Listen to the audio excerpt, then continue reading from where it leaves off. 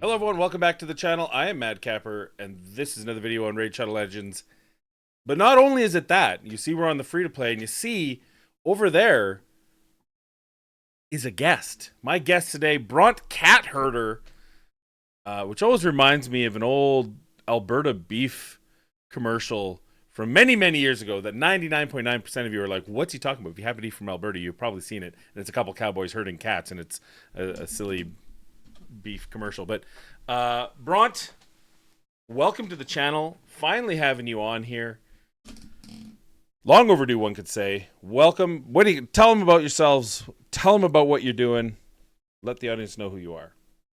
Well, first of all, my nickname in high school was the Alberta Beef. I don't know why, because I grew up in Chicago, but no, it's been a fun journey, and I love it. I love the support you've given me for over the years. I went from not being able to talk for a while, but still doing some Twitch streaming to doing content very recently. We've been hanging out in each other's chats for a while. It's honestly been kind of long overdue. And when he came back to Raid, it's like I want to do a collab with him. Maybe so you guys don't have to. We'll kind of figure that one out. But you should anyway. But yeah. But I am here to endure this for you guys, for your entertainment, because that's what we are here for. We are here to talk epics. Yes. And today, my friends, stock up, stock down, invest or sell.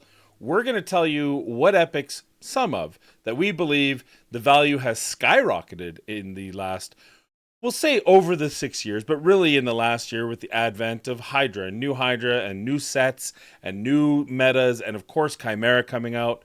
And which of these champions that used to be so grand that their stock value has plummeted. Now, I want to put a little asterisk here. If I tell you that X champion has plummeted because they used to be the best epic in the game and now they're the 30th best epic in the game, they're still pretty freaking good. What we're looking at is the value of the champions increase or decrease and why. With that said, you first guessed. You have the honors. Who's the first champion on your list? All right. Well, we're going to start off with the spicy pick here as well, because this is exactly spicy. what you were just highlighting on there. We're going to start with Geomancer. Geomancer. Oh my God. The spice is real. Oh, I love it. Okay. Now, again, yeah, we're not saying that he's terrible, because he is clearly one of the best epics in the game still, and he solves so many issues for you. But Sand Devil, he's not good in Sand Devil. He'll kill himself because he basically drains the turn meter, and draining the turn meter means he drains his own max HP, and just doesn't work particularly well. His passive does not even function in Shogun because he gets it blocked immediately, and so he's just not worth using in Shogun. He's still usable in Hydra for progression, but we have certainly moved beyond the days of people struggling to build nightmare teams and using Geomancer maybe on Brutal or something like that. We've just moved beyond where your top teams might have been thinking about using Geomancer and Hydra. Hydra has become a bring the fight to the Hydra, not let Hydra beat on you while you reflect a bunch of damage back on him. So that's not to say that he's still not a great champion. He's definitely worth investing in. He's probably worth having two of them on your endgame account if you can afford to. But he just doesn't play as well as he used to in some of the latest and greatest endgame content. I like it. It's saucy. It's sneaky. People are going to be outraged. I still use my Geomancer. Look, all the content you have, he's still good in. Even up to and including Iron Twins, one could argue. But if you're still using, and I agree with you, if you're still using Hydra, a Geomancer, you're still mid game. Yeah, and that's fine. Be mid game. But we're talking about the stock rising, and that's talking about the progression of your account. And yeah, I like it. Geomancer, the first one, spicy start. I have to equal your spiciness. I have to really jump in there, and I'm gonna go equally spicy. And I'm going to say, for me, Madam Serris is a champion whose stock has, in my humble opinion, if not plummeted, certainly dropped. And this is something that probably happened before the new content, but definitely I don't see anyone using Madam Serris in Arena anymore. Why? Stone Skin. Stone Skin's very difficult. Protected buffs. These are all things that are coming into the game now. When you have someone who's in a 9-piece protected set an Elva say, your Madame Serris is literally rendered useless. She can't do the only thing she's there for, which is the combination of strip and place. And while she's still amazing, I would still even argue top 20, epic. She used to be number 1 in my books. And I made a spicy video where I put her number 2 and people were like, oh my God, you're crazy. You're stupid. Which, by the way, I think Geo was number 1, which I think is great. Yeah. Showing the times. But yeah, so that's mine. Look, she's still good, but when they changed this to a 4-turn from a 3-turn way back when, that's the first little crack in her armor. But certainly when they've added this stone skin, they've added the protected buffs, the comps in the arena just don't allow her outside of past the mid game. Like, hey, my free-to-play account today, if I got one tomorrow, I feel like I'd win the game. But you grow out of that quite quickly, and so there's my number one is and I'm probably gonna get hate for it, but it's Madame Serris. No, I actually agree with that as well. I mean, there's some weird cases she's still kind of useful for. She had some niche uses in Hydra because if you didn't have a decreased defense or decreased attack, she was usable for that. But again, that was very early. That was even early in the early Hydra days, so that's something that wasn't major.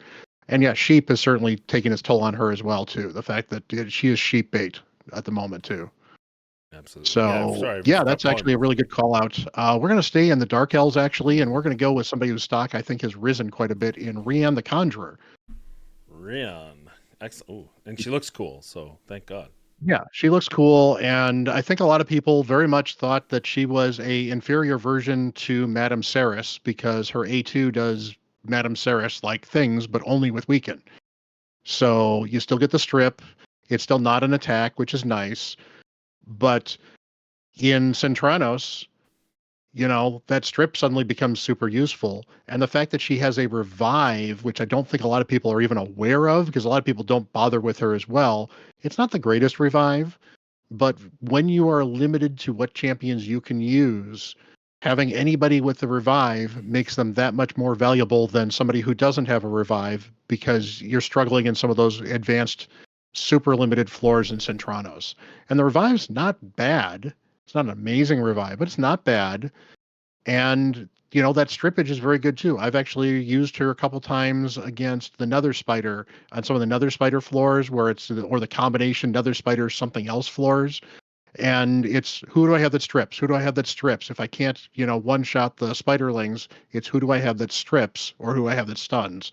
And she's an easy answer for it. Plus with the revive, she gives me some emergency valve when somebody dies because, they can't cleanse the poisons, for example. So very, very good. I think she's honestly was always good, but now she's certainly better. And yeah, block buffs, not bad to have as well.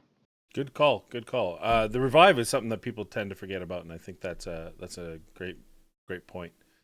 And because you're not focusing her in arena, the pain and suffering of the Madame Serris is probably not nearly as drastic with her. Though in the early mid game, you can absolutely still use her in arena. A stripper is a stripper. You know what I'm saying? Stripper is a stripper. Oh yeah. That's on my pre-married life epitaph. All right, my next one. Well, you've gone one up. I'm gonna also go one up, and I gotta preface this because you're gonna watch a video on this channel. Maybe this video will be first. Maybe that video will be first, and I will tell you that is one of my most disappointing, terrible champions. That said, due to Chimera, their argument could be made. Spicy pick here that Scion might actually be usable now. And hear me out, because I promise you, if you've watched that video already, or if you have yet to and you're going to, you'll be like, but Capper, you said he's one of the most terrible champions in the game. There's a reason for that, and that has to do with the fact that he's a free login champion a year into the game who's going to give you nothing. However, Chimera has trials, and trials require you to do a unique subset of things sometimes to be able to meet the conditions in order to get the best multiplier, which not only gives you better team score for the challenge, but also gives you the better drops, which are what you use to forge relics. And when you have a guy, he can put an increased attack and increase crit damage on himself. It's ridiculous that he does it after, but the reality is he's got one turn where he can use that. He's got a block buffs and a heal reduction, both of which are independent trials. They're not all in one trial, so that's 2 different trials. He can add something depending on which form shows up, and a block active skills, which is also arguably the hardest trial. Well, maybe the Ram's. Well, the Ram's the stupidest trial. I would say that the Viper's the hardest trial because those poisons can wreck you. If you're playing free to play right now, you know what I mean. Having this even at a 30% or 20% chance altogether, and the fact that enemies under any of those cannot decrease this champion's turn meter might be useful. I don't think he's a great champion, but I think if you're a person who's playing a lot and your problem isn't your gear, your problem is how do I get those trials, this might actually be a solution. So believe it or not, I'm going to say Scion is a stock gone up. Yeah, and he's actually one of these weird things that, yes, he's a login champion, and that's not great. I think he's probably more valuable for somebody who hasn't gotten to him yet, because that means your account is young enough where you don't have block active skills on Lydia, for example. Yeah. Yeah, and the fact that, like, could you imagine if you got this guy after 60 days? Heal reduction, or 30 days, say, or you're not like us, you're not tryhards like this, and it's 30 to 60 days. Suddenly you have an answer to the Spirit Affinity dungeon that's 100% chance to happen. 4-turn cooldown is not that bad. You have the block buffs, which is the magic affinity. So you've got the problem is when you get him. But thankfully with Chimera, there might be you might, if you haven't already used him as food, you might pull him out of the vault and use him. Yeah, that's a good call. Next for you, what do we got? All right, let's go for somebody whose stock's actually kind of been up, then down, then up again. So we're going to head over to the Banner Lords and go to Archmage Hellmut. Ooh. It's the Archmage himself. Very good in Clan Boss back in the day. Yeah, and I mean, he's always had a fun kit. He's got all those buffs. I think it's on the A3, yeah. And that was, originally, he was the guy who brought the buffs for Seer. And he happened to have a stun, which was kind of nice in case you needed it later on that A2. But for the most part, he was the guy who brought the buffs for Seer. And then as you got a chance to actually program teams properly, and then we got blessings, so suddenly Seer didn't need all the buffs anymore, and other champions have come out that have been buff heavier. He's certainly been a bit of a victim of power creep. And to be fair, you can get him early enough where he can probably still put in some work for you on an early game account in all kinds of useful areas. And he's definitely useful in faction wars if you have to build him for faction wars, and you're still working on that by the time you get him. But it kind of went down because his kit was just kind of okay. And now again with Centranos, suddenly those buffs are all really good buffs to actually have. You're not as concerned about ripping them off. Increased speed, probably the most important of those three, but increased crit rate, increased crit damage, helpful to have on Centranos, especially if you're trying to build very limited roster champion floors. That AoE stun is great. Plus, it actually hits really, really hard, too. You can actually build him for some pretty serious damage if you want to. Not like you build arena nuker level damage, but when you're struggling for champions, it's kind of nice to have a support champion that can nuke. Awesome. And a free, quote unquote, free champion. Yeah. And I think that's one of the biggest things about him. And yeah, absolutely. Keep in mind, arena battles 17%. If you're hurting for someone in the arena, hey, there's an aura's an aura. And he's immune to turn meter reduction effects. So that's always nice to have. So absolutely a great call out. So let me find another. I'm going to go another off the board. This is one that used to be one of my least favorite picks. And I think this really speaks out to the Centranos thing. She's a barbarian epic by the name of Teshada. Now, Teshada is a champion I hated for so long, but they changed her. And now I hate her a lot less. Because she revives an ally with 40% HP, 40% turn meter, then heals all allies by another 15% of all their HP. And that's just on a 3-turn cooldown out the box. We're gonna have a video on Bronze Channel as well. This was like another maybe honorable mention there.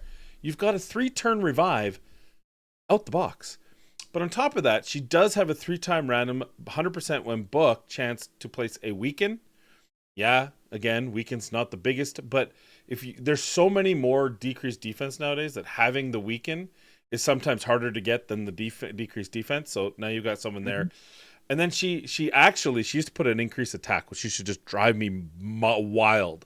But now she's a defense-based champion that increases defense on her A1. which means she's highly survivable. She has a faction Crips aura, which is, I guess, nice. But the big thing is she went from a defense-based nuker who put an increased attack on herself and really did nothing. She didn't hit hard enough to now it's like they kind of bowed out and they said, okay, now she's a defense-based support champion who's placing debuffs. But that, to me, it's all about this 3-turn heal. Her stock is up. Huge in Centranos. When you can't bring your favorite reviver in, like you mentioned with Rian. Same thing here. You can't bring your favorite reviver in. Here's a reviver. She's able to bring champions up, give them some reasonable HP and turn meter, and then heal the whole team on a 3-turn cooldown. Yeah, I mean, Faction Wars too. I mean, the aura is usable. Obviously, you're going to get Syl at day 180. You pull Teshada early, you might finish before you get Syl, and if you don't, oh darn, I've got a second reviver. That's a horrible situation to be in Faction Wars. Just no one wants extra reviver. It's No, terrible. it's great. Makes it so easy. So yeah, and I mean, I've never been super thrilled with her kit, but a lot of it's perspective too, and I think that's actually one of the things that the Centranos has actually been really good with is it gives you perspective of, oh, I've got somebody that's reliable enough and survivable enough, and there's a lot of things you kind of need going in Centranos. And I think the So biggest thing about her that I want to mention, that used to be a hidden skill, the revive. And I believe she also had to kill someone with the skill in order to revive. And it was just ridiculous. So now it's just like, hey, here's a 3-turn revive. So I think it's a lot better personally. All right. What's your next one? Number 4? Who do you got? You got an up, you got a down?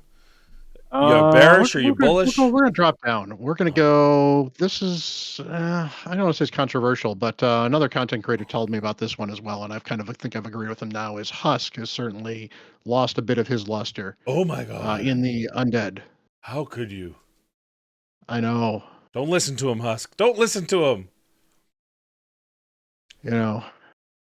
And we are not fat shaming here. It's unfortunate, but we are not fat shaming. That this guy is a beautiful, beautiful man, but or a husk of a man, as it were.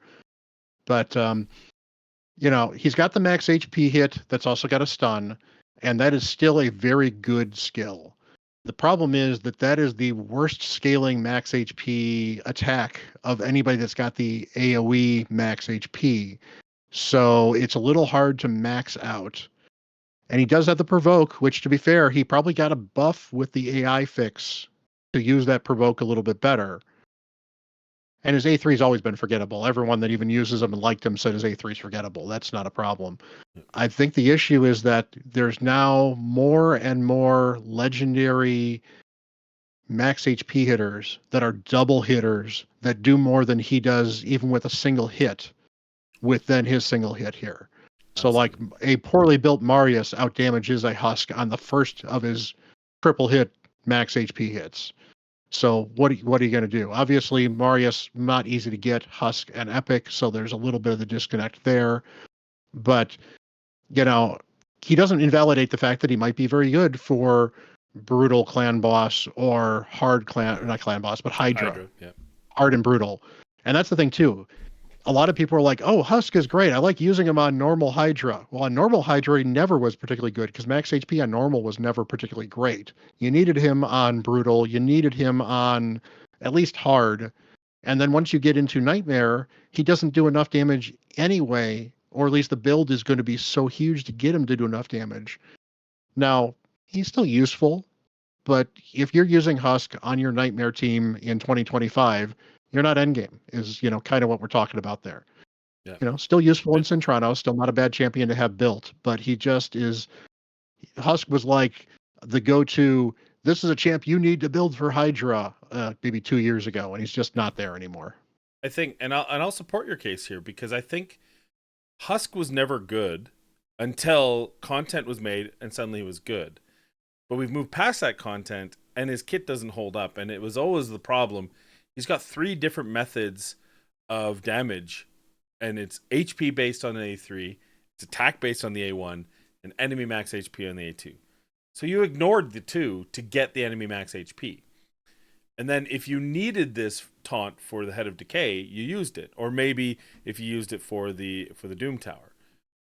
Mm-hmm. But I mean, you can bring other champions. We've already shown another champion in another video, but there's more and more provoke champions. There's provoke set. There's the fact that it's only a 40% chance. So there's a lot of champions that have low percentage chance. If you want high percentage chance, you move away from him. You get, maybe you pull a whatever. So he's been power. He's the traditional power creep.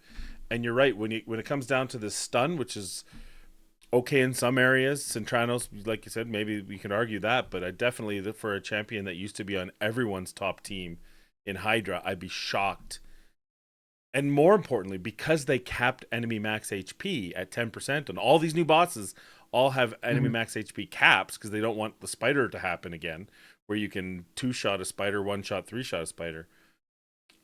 It's really made other forms of damage just that much more effective, because if they're not enemy max HP, but they've got these weird kit that does ridiculous damage, it's going to be potentially more effective. So I like it.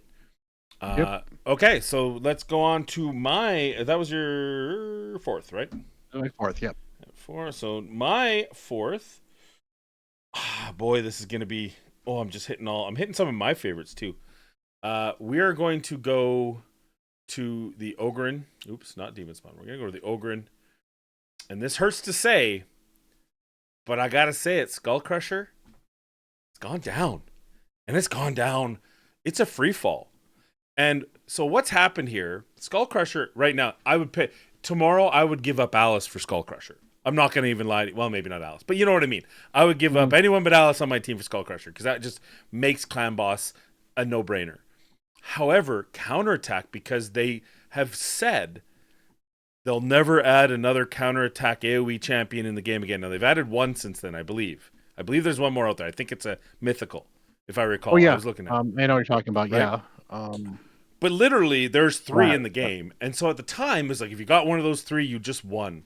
But now we've got block damage. We've got unkillable teams. We've got infinity teams. We've got just teams that you can just throw in there and get 70 million. Clan Boss is not in 2025 a hard thing to pass once you're kind of through the mid game. And Skullcrusher does not translate nearly as well to other areas of the game. And we've found better ways. Ally attack. There's more ally attack champions now than counterattack. So Fire Knight, you're not going to go through trying to time it perfectly. You're just going to use ally attack, because then you don't have to worry about your speeds.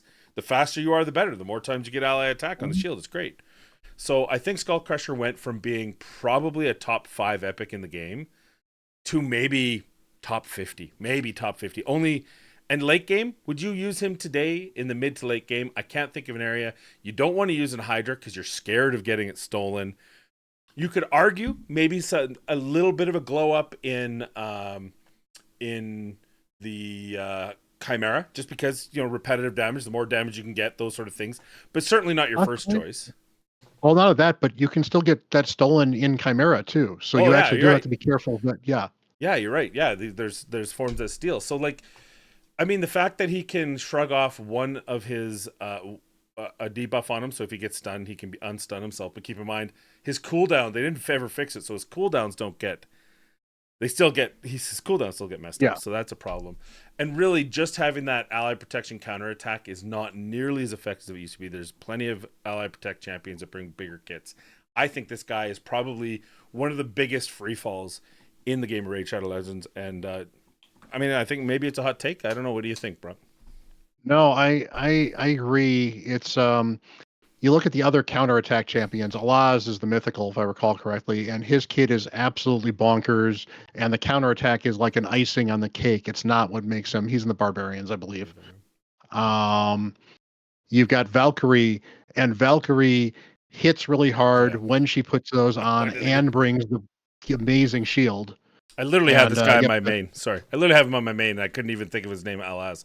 Wow. Mm-hmm. Sorry. Yeah. Yeah, and he's got the provoke with the counterattack as well. You've got Martyr, who is just got so much other utility in her kit as well with that. Basically, you've got the other 3 that do counterattack, do other things to help you with that counterattack to make that counterattack more effective. Skullcrusher doesn't. He's a clan boss only champion, really. And even then, he's a very niche clan boss only champion. I'd rather have a Taragi than a Skullcrusher, really. Right. Isn't that crazy to say that? But absolutely, I think that it's unfortunate when you look at the counterattack's no longer the key to, like, Valkyrie's got those shields that are some of the biggest shields, and now that there's ways to extend shields and that sort of stuff, it makes for unique comps. You've got Martyr has just a whole litany. First of all, she hits hard, she could decrease attack, decrease defense, provoke, I think it was the third one. So Provoke, yeah. And then of course she has counterattack in areas that you can still use the counterattack. Valkyrie also in the arena, she's in and out of meta in the arena because of return meter control abilities. But yeah, with Skullcrusher, unfortunately, he's got one trick. If you have him, if I got him tomorrow on the free to play, I'd be ecstatic. But I know that if I were playing that for a year, 2 years, eventually I'm just going to get a champion, and Skullcrusher is going to be by the wayside. All right, let's hear your final one. Let's make it spicy. Is it up or down? Gonna be up. This guy is never considered particularly bad. He just was never like a top tier champion for a while. He was actually a fusion in the Barbarians. One of the few epic fusions we actually had. I think maybe the last one actually is Hoskarul. I hated him originally. He is a lot of fun. He's got the A2, which is a huge chance to stun for an epic. I mean, it's, to be fair, it's 75% chance actually when booked, so that's pretty good. Only needs 3 books as well, so that's kind of nice. Defense-based nuker as well, can hit fairly hard, bring some increased defense. The increased resistance is kind of meh, but what's currently made him more interesting is the Centranos waves again. Since stun is one of the ways to get through it, he already brings the stun, which means you can either choose to double on and go full on exhibit with your stun and bring some stuns with your stun in case you'd like some stuns and put him in stun set, or you can go with another set that might have him do extra damage, or maybe you put him in like relentless gear so he's going to keep on taking turns, or maybe some reflex gear so he gets that AoE stun back more often.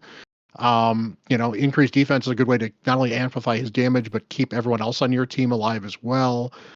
He's got a usable aura. I don't remember if that's an everywhere aura, just a faction crypt aura, I think, but it's just faction crypt. But a nice solid faction crypt. 30% defense is nice in faction crypt. Immune to stun gives you some advantage on a couple of the floors there as well. Just a very, very good champion. I don't want to say he ever fell off, but he's one of those champions where Morag is probably a good example of another champion I probably took way too long to build. And once I built them, it's like, oh yeah, this is absolutely amazing for what I need this champion for in this wave in Centranos. Yeah, it's funny. I never liked Hoskarul when he first came out. I thought he was way overhyped.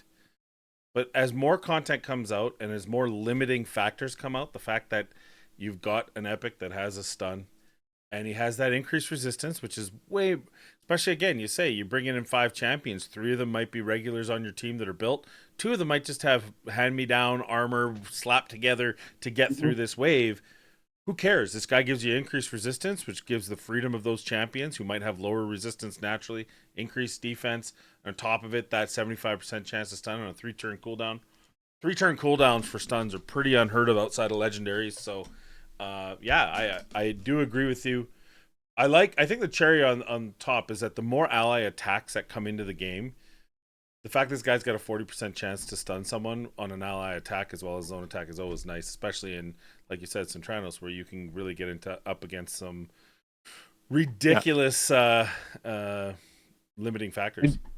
And you can double down, triple down on that. You can put him in a stun set, so he's got an additional 18% chance to stun on top of his other chance to stun. Then you go to the masteries that gives him the additional stun as well. Yep. Suddenly he's got an 80% chance to stun on an AoE, and if that fails, he then got another 23% chance to stun on the same AoE.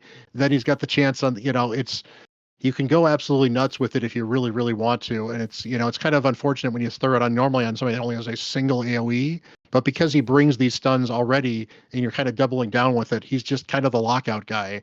Absolutely amazing. I would actually probably love to have 2 of them built for a couple of floors that just are absolutely brutal otherwise. Yeah. Nice. Awesome. All right. So with that said, I got one more. I got the last one. And this, again, this champion was on my phone lockout screen for a good year. This is how much I love this champion. And it hurts me to say that I think she's lost some value, and I'll say why, and I'm sure some people will disagree. And I think it's a typical power creep. The more champions that get added to the game, the more that bring in the things that she's supposed to do, and the more that happens, the more the more she becomes less and less usable. I just got to remember where she is. I love her so much, I forget which faction she's in. Why am I an idiot? She's a Bannerlord. Sorry. And that's Ursala the Mourner, and I love her. She looks cool. She was when she came out. This is, to me, is one of the best looking champions. The intricacy on the thing. She's a widow. She's got that look. She's dangerous, although unfortunately she's got the Raglan stance. I mean, they do steal their original skeletons. You can see when Raid makes her new champions. Here's why I think that she is overrated now. First off, Doom Tower battle aura. Doom Tower is not, it's old news for most mid, late end game players. You're not having so much problem. They're like, well, if only I had a speed aura only in the Doom Tower. But what ticks me off the most is this is a 5-turn revive, which when you're in the mid game and you're relying on her can feel like forever. And if I recall, you don't have to be dead for this to be used, which means you put the strength and you put the increased defense, you get bad in RNG, one of your champions dies, you've got to wait up to 9 turns. And for me, when she first came out, it was like, whatever. That's the one asterisk is she got 5 turns instead of a 4 or 3 turn cooldown. We just talked about a single 3-turn cooldown out the box. She can revive 2 of your team members in the same time that you might be waiting on Ursala, and that just drives me bonkers. The other thing is, dear God, this reads like the Constitution of the United States of America. How many possible books could you have? And again, when she came out, they were doing that. So you just kind of went, oh, I hate it. I hate you playing for doing this, but I'm going to suck it up. But you could hit 9 books or 8 books into this. And then 1 here, great. But then there's another 5 here. And to me, decreasing the target's turn meter on a 1 attack by 10%, not enough. Having a 3-turn cooldown on this is great. 8 books, way too many. Having these 5-turn cooldown, 6 out of the box, that you can actually put on cooldown without anyone being dead, which is what's really scary when you run her. And then a Doom Tower aura. I just feel like that stock has dropped like a lead weight. Stop doing my girl Ursala dirty. Give her a 4-turn cooldown on her revive, and give her an all battles aura, or at the very least, somewhere other than Doom Tower or Faction Wars. There's my pitch on Ursala. Yeah, I agree. It's one of the things I love Tagore, but it's one of the frustrating things with Tagore. Has got a similar problem with that revive too. It is a 5-turn AoE cooldown, but it is definitely frustrating that he will just use it regardless. And again, similar issue. I mean, yes, the strengthen is nice, shield is obviously nice, increased defense is nice, and then at the rest of her kit too, she needs accuracy to do all the rest of the stuff that you might be booking for her as well. And honestly, early on, you're not going to be getting accuracy because you want a reviver that stays alive. So she's really kind of a manual champ too. And if you're manualing with her and you're using her for that and you're not building her with a lot of accuracy, you've pretty much got a dead weight and only occasional for the revive, which really nullifies her value quite a bit. And avoid epic. I remember when I didn't have her, I really wanted her, and it took me forever to get her. And I got her and I built her, and I was like, oh, yeah, this wasn't that exciting. Void epic. There are non-void epics whose kits just are easier to use and read and take than hers. And you talk about Tagore, perfect example. He doesn't have 118 books. He's got a lot. I feel like he's got a lot of books, and yet it still feels like you book him quicker. And his A2 with the decreased speed, and this turn meter thing, I think his A1 puts up a shield, which feels better. Similar things, but in this case, there's just so many more or less compelling things about her for me. Still a good champion if you have her, but gosh, it feels bad. Yeah, she's an okay support champion, but Tagore is a reviver and healer, which I think honestly is a generally better combo for a lot of my revivers and supports. It's nice to be able to put multiple layers of support into a single thing. Ursala is a reviver and debuffer, which is splitting up where you're going to be going for stuff. Absolutely. Interesting thought on that Doom Tower, by the way. One of the things I've actually been screaming a couple times, I would actually love to see them change Doom Tower and unite that with Centranos and allow the Doom Tower auras to work in Centranos and call it like a city aura. And you could even, and then even put it in the siege too. Oh my God, it would already make her that much better. But yeah, I mean, seriously, if you actually let these Doom Tower auras work Doom Tower, Siege, and Centranos, you would actually change the meta for Siege just enough to make it not quite straight PvE. I like And it. then, give some of these Doom Tower auras a use in some places other than Doom Tower, where honestly, I think there's only like 10 or 12 Doom Tower auras anyway. There's not a lot of them. Yeah, I like it. I love it. Let's do it. You heard it here. Plarium, listen.